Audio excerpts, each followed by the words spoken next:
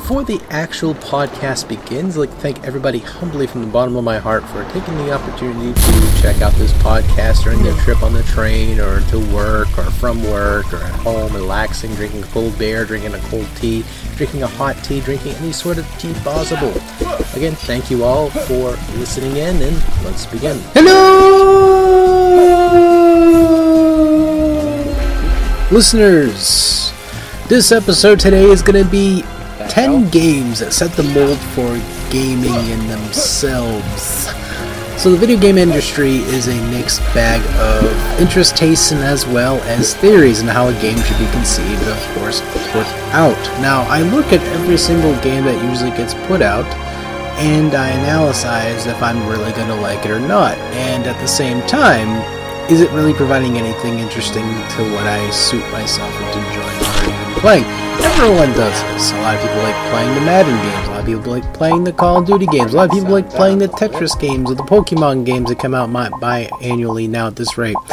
And, of course, the Assassin's Creed. But there's games from yesteryear. And I'm not talking about 2000s necessarily, exception to one game probably mentioned on this list. I'm talking about the 80s. In the early 80s. And a little bit into the 70s. I feel like I'm sort of announcing the forecast for a Doopler thing here. I don't know. If I'm doing the weather forecast, and I guess you're going to have really crappy weather.